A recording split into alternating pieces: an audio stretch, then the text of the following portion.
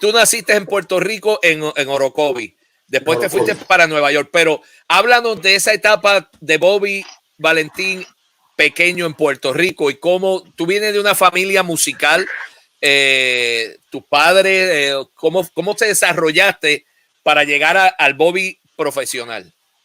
Pues fíjate, mi papá era cuatrista de música típica de Puerto Rico y él sabía todas las danzas, todos los pasodobles. Antes había un de esos que se llaman las mazurcas, no sé si ustedes vieron eso. Claro, claro. Y había otra cosa que lo decían los foxtrots, una cosa de esa. Y él sabía toda esa música y yo le digo a mi papá, pero ¿cómo tú aprendiste toda esa música si no hay radio, no hay? Entonces me dice que el único radio que había antes era pequeño, entonces tenían una batería bien grande. Y entonces transmitían música de diferentes sitios.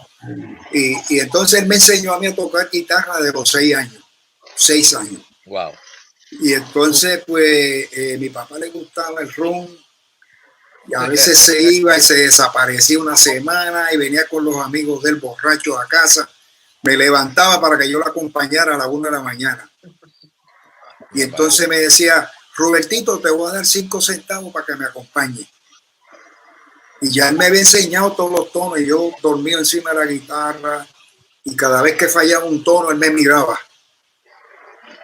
Nada más con la mirada yo dije, aquí se echaron los 5 chavos, yo creo que me voy a dormir y no voy a agarrar los 5 centavos.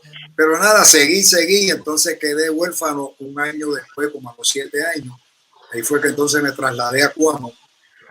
Y entonces allá pues hicimos ya en mi escuela intermedia hicimos un trío, tocaba primera guitarra, hacía tercera y cuarta voz porque aprendí a hacer la armonía con voces.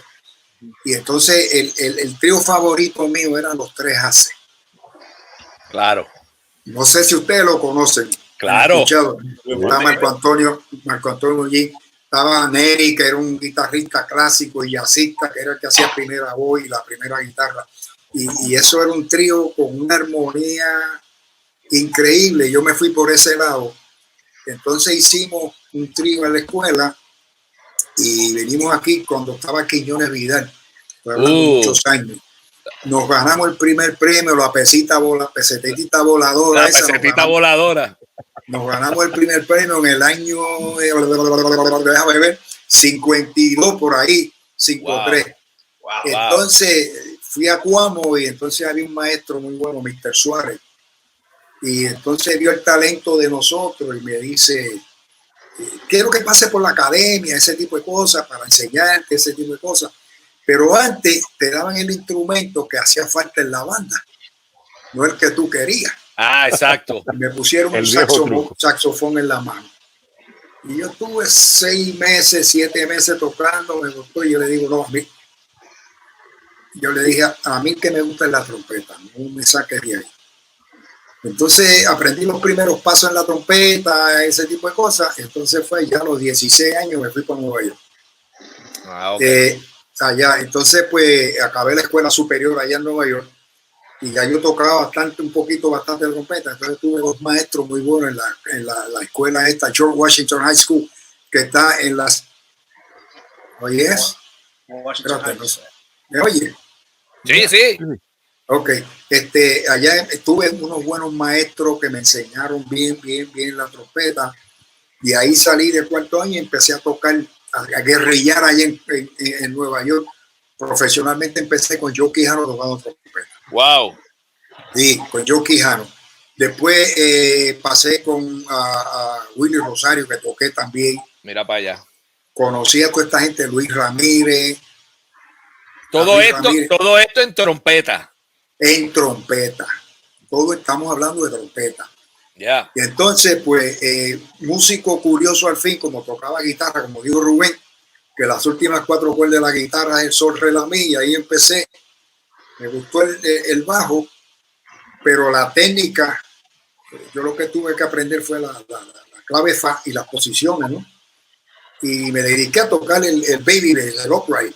tocando, y tocaba con todo el mundo, con Luis Ramírez, toqué con Willy Rosario, trompeta toqué con Charlie Palmieri, trompeta toqué con Tito Rodríguez también, toqué con Rey Barreto bajo, y en fin, hacíamos un montón de cosas en Nueva York.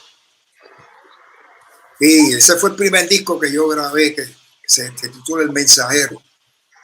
Ahí estás tocando trompeta. Flugelhorn, que es el instrumento mío. El flugel, sí.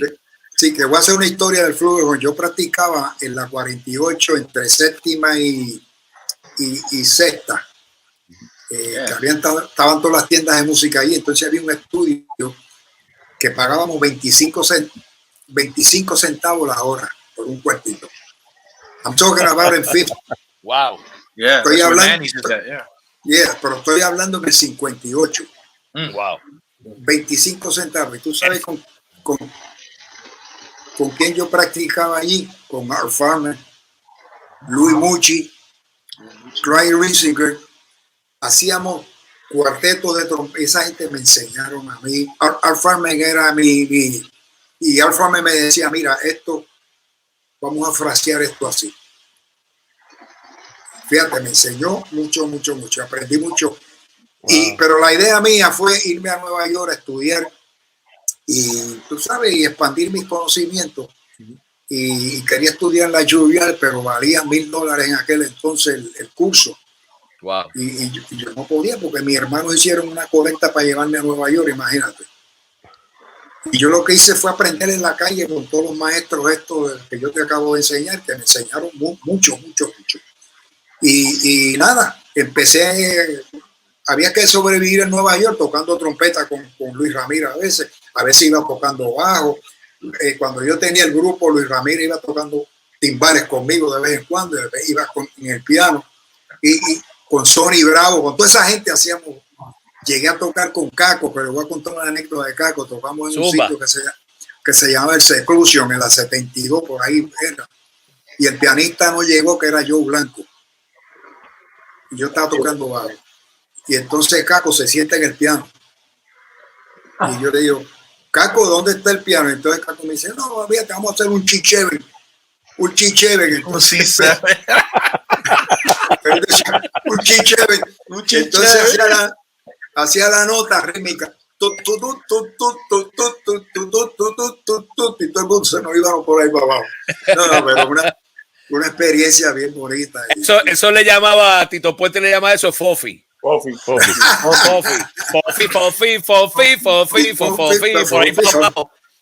Pero por lo menos ahí tenía melodía, él se quedaba en una sola tecla.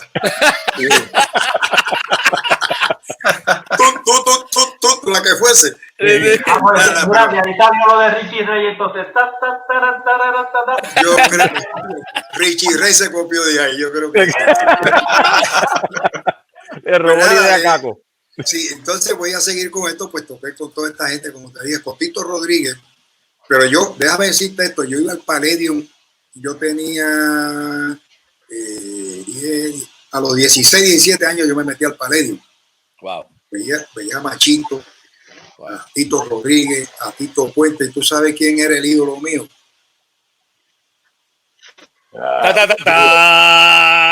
Bobby Rodríguez. Él sabía, porque yo supe el cuento. Usted me lo dijo. Entonces él tenía la canoa, te estoy hablando en aquel entonces, porque el Baby yo creo que todavía no había salido para el 57 o 58, que sepa yo. Entonces. Míralo ahí, Bobby. Míralo ahí, Bobby. ¡Wow! Está aquí, ese que está ahí. Y entonces yo creo que él tocaba 3, me dijeron, si no me equivoco, era 3. También. Él me lo dijo que tocó el track, que tocaba 3. Entonces tenía ese bajo, tocaba, metió unos acordes en el bajo, unas décimas y esto, y con una dulzura y el touch ese que él tenía. Y yo decía, este tipo está del carajo, este tipo es otra cosa, y con ese gusto. Sí, tú sabes, porque el bajo, este muchacho, ¿cómo se llama? Eddie Gómez. Eddie Gómez dice que el bajo es como si tú estuvieras cantando. ¿Sabes? Si estuviera cantando. Y Bobby hacía eso en el bajo. Hacía unas melodías, una cosa. Y entonces también estaba Archilla, que tocó con Machito, otro bajista bien cool, y Julio Andino con Tito Rodríguez, bien cool. Y yo le agarré el truco a toda esa gente.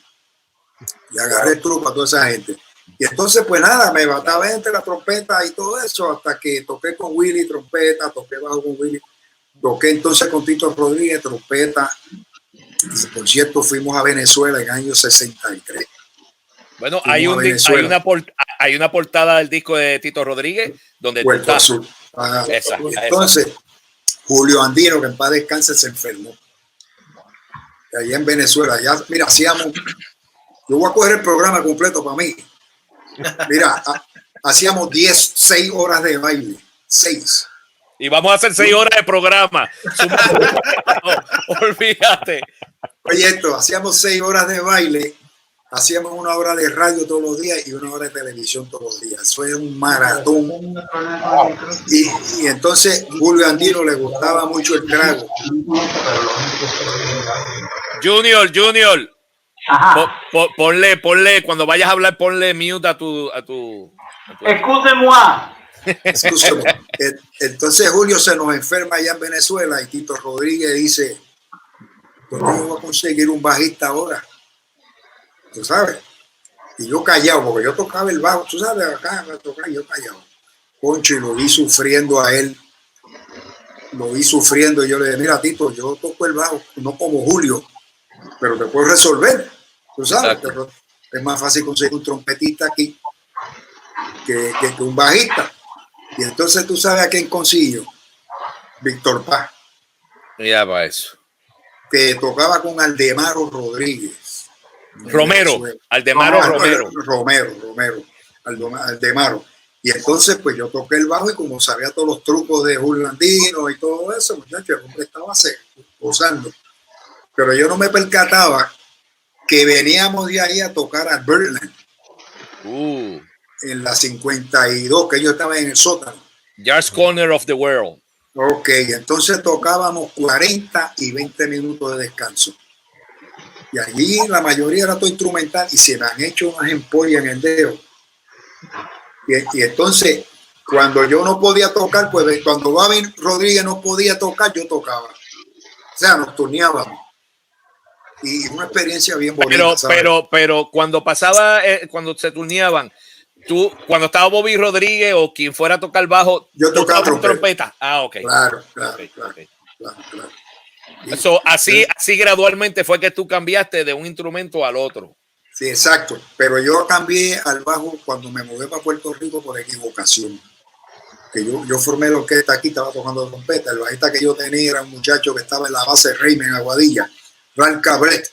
No sé si ustedes lo oyeron nombrar por casualidad. No. Cookie, sí, que le decían Cookie. Y entonces esa noche estaba en la base de Rey, me pasó algo allá y llamó que no podía venir, llamó a la Concha donde estábamos, que no podía venir. Yo dije, ¿dónde voy a conseguir un bajista? Yo, bueno, me vi en la obligación de tocar bajo esa noche y conseguí a Juancito Torres para que tocara por mí. Y cuando yo marco 4 así, que digo la orquesta que agarró otra esquina, y dije, espérate. Me voy a quedar como bajista, olvídate la trompeta. Yo no voy a hacer un Winston Marsalis, no voy a hacer un Maynard Ferguson. No voy a hacer un Dizzy Gillespie, olvídate de eso. Me quito. Y de ahí para acá, I'm talking about en el 69, en el 70, imagínate. 69, 70. Y de ahí, pues, tú mismo de trompeta. Me boté. Yo dije, este tipo no lo quiero más aquí. Se jubiló. Se jubiló el tipo. Entonces, pues, oye, empecé a tocar el upright con la orquesta, pero se me hacía difícil dirigir la orquesta. Ahí fue que entonces empecé a practicar el eléctrico hasta el día de hoy. Ese solo que tú hiciste debajo en Estamos en órbita con la Fania All Star fue, ¿verdad? Sí, sí. Ese solo debajo nos marcó a todos, incluyéndome a mí, que yo te lo puedo cantar ahora mismo.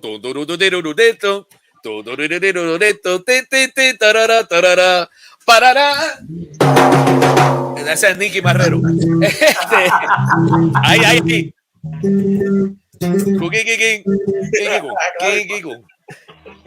Tú sabes que esas grabaciones se hacían en vivo antes.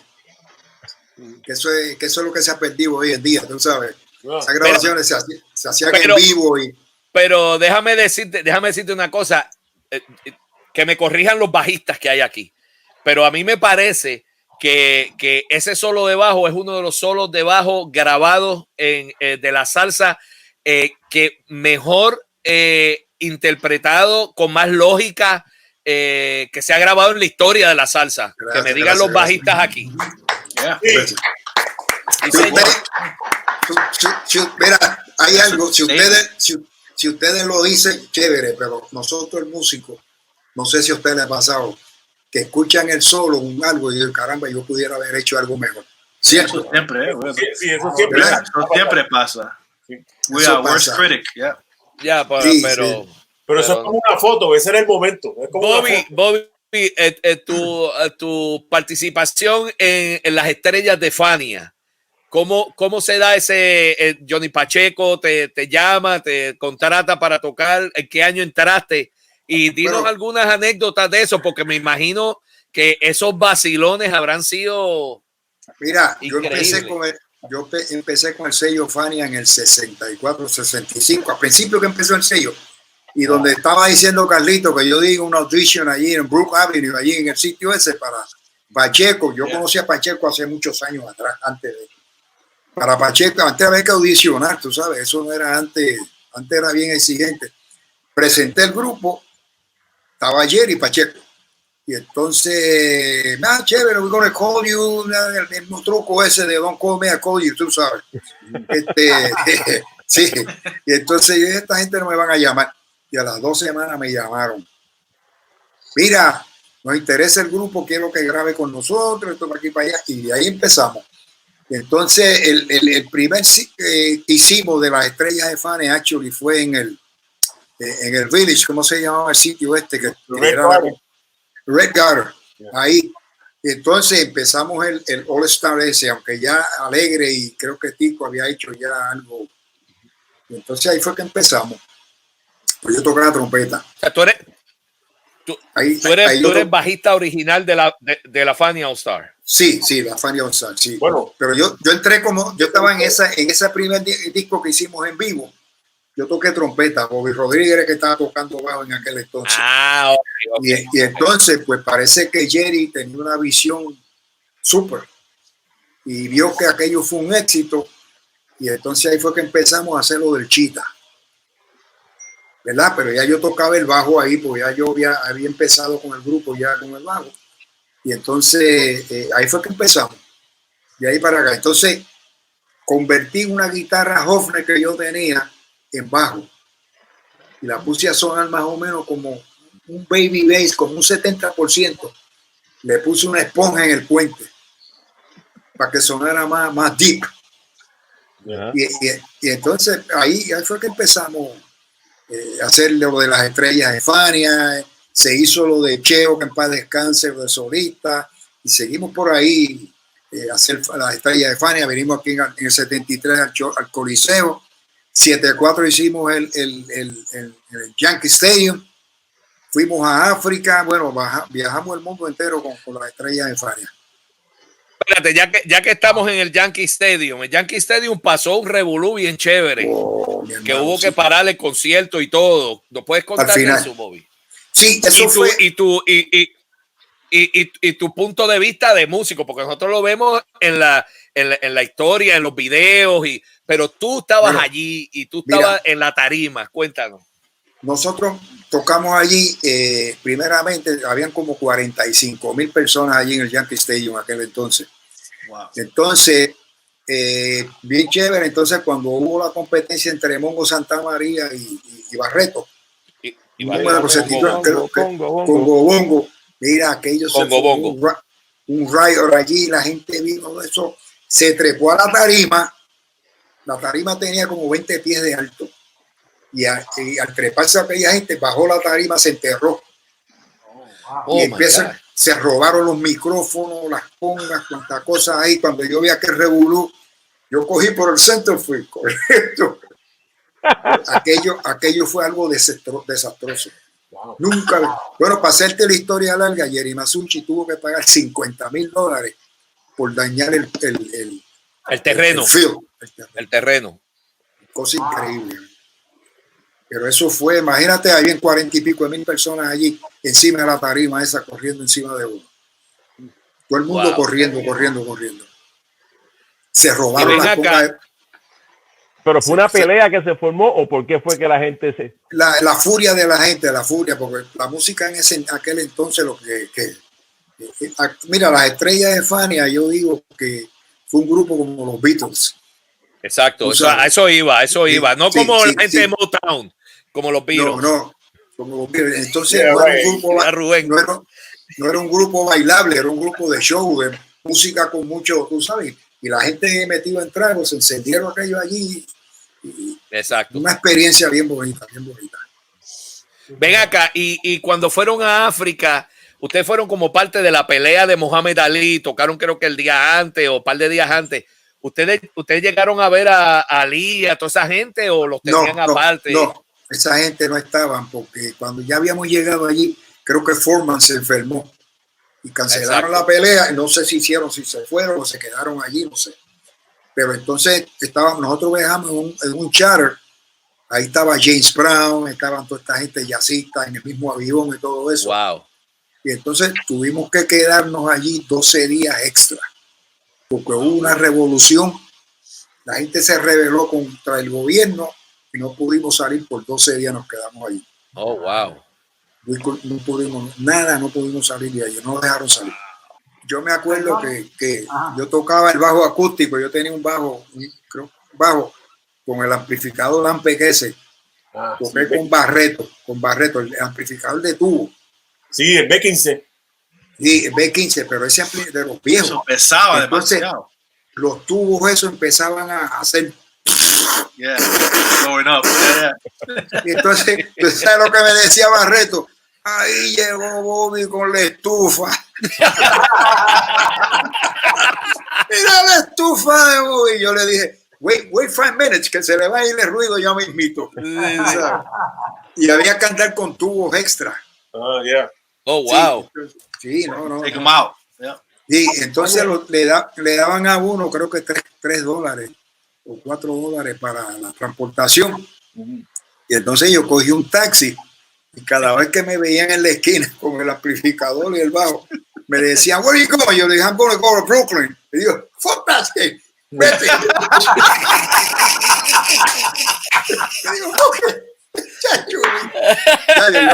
Yo pasé la de King allá en Nueva York con el bajo. Una nevada y yo en una esquina esperando. Wow. Good times, muchachos. Acuérdate que antes la orquesta no estaba amplificada, nada más había micrófonos para el cantante y eso, y se oía toda la banda bien chévere y el bajo se oía lindo. Mira, yo una vez toqué en Mayagüez, en el casino, una historia, y entonces yo tenía un PA Shure, que eso lo tenía todo el mundo, y entonces tenía unos músicos que les gustaba tocar metían el micrófono dentro de en la campana. De la trompeta, la ambiente. Sí, y un revolú de madre. Yo le dije al muchacho que me dijo, mira, recoge todo el equipo, apágalo. Y nada más ponme lo de los cantantes nada más. Muchacho, era cuando mejor se oía la orquesta. Se oía todo el mundo bien parejito. Acústico, se oía todo el mundo bien parejito. Yeah. Tú sabes. Y yo dije, para que usted vea la diferencia, pero es que, tú sabes, se daban y le decían al sonidista, no me oigo. ¡Pum! Empezaban a subir. Nada. Tú sabes lo que pasa, que yo creo que hoy en día con los micrófonos esos que los ponen a 300, no hay ese blend. Tú sabes, como tú puedes, acústico. Tú oyes al músico que está al lado tuyo y tú tocas de acuerdo, ya eso se perdió. Eso sí, yo me acuerdo cuando yo empecé a grabar en Nueva York, tocaba trompeta, me marcaban la distancia al micrófono. Y entonces me decían, ¿qué volumen tú vas a tocar? Yo no voy a tocar así de duro. Entonces me retiraban. Y el brain ese, tú lo oías, ya eso se perdió hoy en día, excepto, por ejemplo, donde está Carlos, se acostumbra a eso porque eso es acústico. Tú tienes que oír al del lado para saber cómo tú estás tocando. Sí, todo el bajo también, o sea, usa amplificador. Claro, pero tú no puedes tocar. Mira, aquí tenemos un problema y Junior lo sabe, que se toca tan duro que se pierde el acorde, la armonía. Porque a veces el que toca la tercera voz quiere tocar más duro que el primero y ahí el acorde como que se... Junior, ¿verdad? Que tú sabes que es así. Verdad. Sí, sí. Donde único es donde Junior está, allí que está con Humberto, que allí la banda yo creo que lo único que tiene es un micrófono, ¿verdad? Sí. Sí, para Humberto y el piano y el bajo un poco. Se oye todo bien parejito, y eso tenemos que recuperar eso hoy en día porque eso se ha perdido. Amen, yeah. Right? Yes, Mira, yo estoy de acuerdo con Oscar, con Rubén, con Junior y con Carlos. Yo creo que y contigo, Eric. No, con él no. Lo que pasa es que tú eres percusionista. Él es el amigo de los músicos. Yo sé que jangueo con los músicos. Okay. No, pero tranquilo, yo creo que hemos llegado a una misma conclusión nosotros, ¿verdad? Hay que escuchar para atrás. Y cuando a ti te llamen para tocar un sitio, ¿con quién tú vas a tocar? ¿Con fulano? Pues tú tienes que estudiar cómo es fulano. Exacto. Para tú poder entonces caer en esa, porque si tú vas con otra mentalidad, tú sabes, y yo siempre he dicho que todo está escrito, no hay nada nuevo. Eso. Es como tú combines las cosas, ¿verdad? Como tú combines las cosas, pero para mí todo está escrito, como tú dijiste el abecedario, ABCD, todo eso está ahí, es como tú combines todas esas letras, así es la música. Y entonces yo siempre he dicho que el bajo es el que define el acorde. Tú puedes oír un pianista como, no sé si era Carlos o Rubén o Oscar. Chévere, un montón de acordes ahí, 10, 12, 14, 15 acordes, pero cuando tú oyes el bajo, tú dices, caramba, eso es un si mayor, un si bemol, un esto, aquello, otro. El bajo es el corazón de cualquier agrupación. Y hay que escuchar.